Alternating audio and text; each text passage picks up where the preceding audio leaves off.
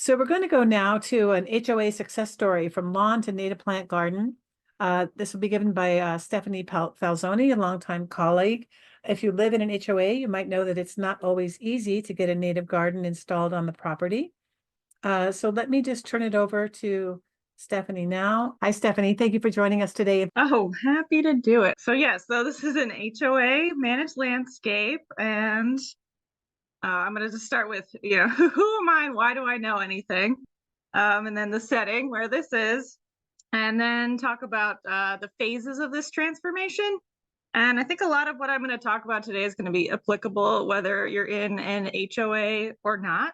So I grew up in Alameda, so I've been in this lovely mild climate here for a long time. I have some degrees in environmental science, conservation biology, so I got to experience, LA and Santa Barbara environments, habitat restoration class and experience in Santa Barbara, but I really got into the native plants here when I was a camp counselor in the Marin Headlands, and then volunteered at the native plant nursery there on the weekends. There was like no cell service there, so I spent a lot of time outside. And then in 2012, 2013, I was an intern with the Students and Teachers Restoring a Watershed, or STRAW program. So I really got to just fall in love with the California native plants, and I was excited to get to bring them into the space where I live. And then I worked on a program called Plant Right. That the goal of that was to stop the sale of invasive plants in California at nurseries. And then now I'm a project manager, and my work is related to aquatic and riparian habitat restoration. So I do bring that project manager tendencies to where I live now. And then I really learned a lot from going to the Bringing Back the Natives tour starting in 2018. And then from watching the videos, especially the ones about keystone species, really got my species list in my mind going. So now I'm going every year, so we love it. And then, so the setting here, so this is a condominium complex in Alameda. It was built in 1974. There's 15 units, so it's not really that big. And there's mostly owners. The HOA board's 5 people. I never thought I'd live in a place with an HOA, and now I'm on the board of one. So it just goes to show you never know what's going to happen. So we've got this front garden kind of in four sections, but it's kind of narrow. So, not a huge amount of space. There's no small children that live here. No dogs currently, but plenty of cats and around, which has been definitely a topic today. We don't have deer, rabbits, or gophers, and we're not in the wildland urban interface. So like wildfires is not something we really have to worry about. And we have really sandy soil as well. This is what it looks like pre-transformation, and different people had been managing this landscape over time. But, kind of this style of this thin strip of plants, and then lawn. So it was very what I would call Alameda 1970s style. So lots of Japanese maples, camellias. There's like 9 of them. These clivias. A lot of these established plantings. Some things that I frankly don't quite make sense, like planting a camellia under an overhang 4 inches from a building. Yeah, some interesting stuff going on here. It's been managed by various people, and I think yeah, we've got these, not my favorite, Pennisetum rubrum. I'm happy to no longer look at those. And this rose, so I think that this photo speaks for itself. And then Mexican feathergrass, definitely not a plant I wanted to see. That was a plant I was trying to stop the sale of, and then here it was. I don't know if it got here by the wind or if someone planted it, but I definitely wanted to get rid of that. And then this is just the courtyard when we moved, when we were first looking at the place, and people were pretty much just planting whatever they wanted. So it was kind of a mix of all kinds of stuff. We got this Apuntia here, which is quite a beast, right by, walkways and someone's patio. This house plant, but yeah, really some difficult places where there's plants that are having to survive under an overhang where they get, no rain and they're in deep shade, really close to buildings. And then, the only people who walked on this lawn were the guys who mowed it. The sprinklers were overspraying like crazy. They were set to go off every day. It was driving me nuts, frankly. So the first thing I did was just get in charge of the irrigation timers and decrease the frequency of that. And then I also started to make an inventory of what was here, just to understand what we were working with, and just observing too how the sun moved in different areas throughout the day. And so this was phase one, starting small. So I started small and in the worst looking place possible. It was the easiest place to get going because this area that's right by the exit driveway had been pretty much wrecked by a plumbing project. So, you know, no one was going to miss this, and there was really nothing going on here. So this is where I got started with this ribes sanguineum spring showers, and then the hummingbird sage and beach strawberry underneath that I think I'd seen in a tour or somewhere. It inspired me to do that combination. But we still have the lawn here. So this is it's grown really well together now. And I mean, the ribes is partly under the overhang and it's still doing pretty well. You know, no one was going to miss these Pinacetum rubrums. Pretty easy to get rid of. Some of these Mexican heath we have kept for now.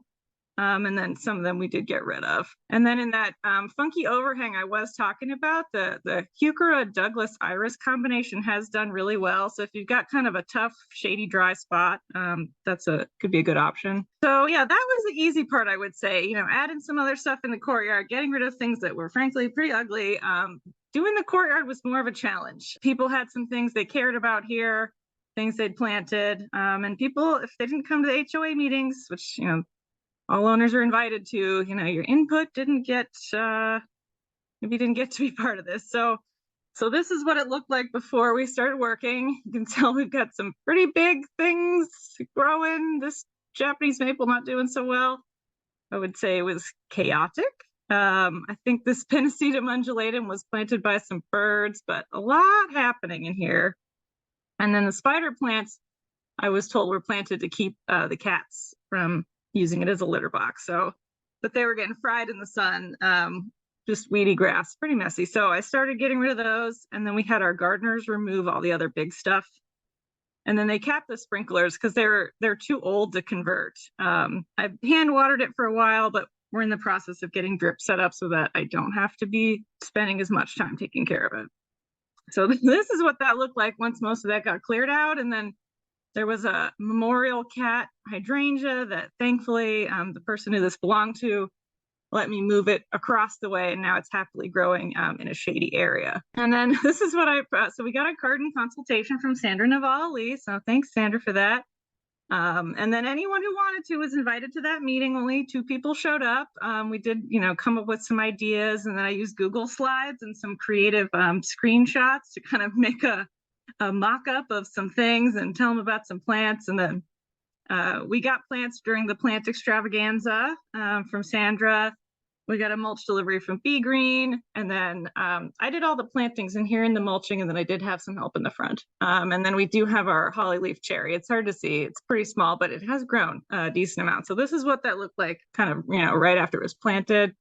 And this is what it looks like now. I took this in like yesterday. So we do have our water feature and kind of our native half and our, you know, mostly non-native half. I did manage to put a giant chain fern and a lady fern in here. And if there's pond maintenance questions, we can answer those in the chat, but there is a filter system and I don't add any chemicals to clean the water. So, you know, there have been questions why not just make the whole courtyard native? I think from this photo, you know, in the next one, you kind of understand why. If I, you know, immediately said, let's get rid of all of these, I think people would run me out of town. So, you know, choices had to be made. But in the future, my unofficial policy is that anything non-native that dies will not be replaced by a non-native plant. It's going to be replaced by something native. And then this is the native half where I sow a bunch of wildflowers and other things have just been reseeding. So it's gotten really colorful in the past couple weeks. So now on to phase 2. This was getting rid of the lawn. We also did get rid of that Christmas tree eventually. But the most surprising thing about this is that I was not the one to bring it up. So I feel like that doing that smaller part kind of just showed people what they could have if we got rid of the lawn. I didn't have to, you know, force that on anyone. It was a bit of a process to figure out, you know, okay, now we want to do this. Who do we work with?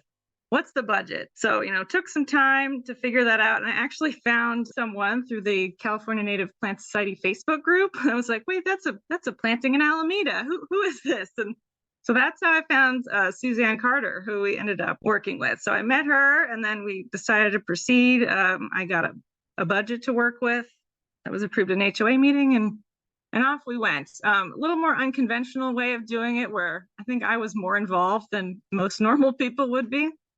But yeah, so we did the East Bay Mud rebate, and Suzanne and I worked to measure the yard and make the drawings you need for that. And then we did qualify for that commercial rebate since it's a condo complex. And I used some spreadsheets to keep track of the budget, lots of spreadsheets. So I definitely recommend making a spreadsheet like this. You can easily, send your plant list with your water use rating to East Bay Mud or whoever you're getting your rebate from, and just to keep track of what did you need to get, what do you have, where'd you get it from. And then as far as getting input from other people, I basically gave people some amount of time and a deadline to tell me if there's anything they really wanted. It could be just, I want purple flowers, and we got plenty of those. Thankfully, there's a lot of California native options. I think only one thing someone asked for I had to shoot down, and it was a bougainvillea, and they just said, okay. So it was people are pretty hands off with the plant selection. They let me and Suzanne pretty much just get what we wanted. I had a sense of, we definitely want to have, manzanita, salvia, there's certain things, buckwheats, things, these keystone species I really wanted to have. So Suzanne and I, then we did the drip to, the sprinkler to drip conversion. And, I'd been thinking about plants for years after going on the tour and seeing these videos. So we had a lot of ideas. We came up with a rough design and plant list, getting enough variety and interest for year round, but, you also can't get one of everything. You gotta have enough repetition. So yeah, there's our little drawings. And then, I did some shopping with Suzanne at Oaktown Nursery, the Regional Parks Botanic Garden. She did some shopping trips on her own. And then after we got the application submitted and approved, East Bay Mud said it was okay to just stop watering the lawn so it could start dying on its own. And luckily we didn't have any Bermuda grass, and the lawn was already pretty rough looking by the time we sheet mulched, especially in the hottest area. And then we did hire some guys to do the trenching part for the sheet mulching, because there's a lot of perimeter. And we got a big order of compost and mulch and the big giant cardboard roll from American Stone and Soil. And we'd also been collecting cardboard from people who live here. So plenty of, Amazon orders and whatnots. We had a cardboard collection area.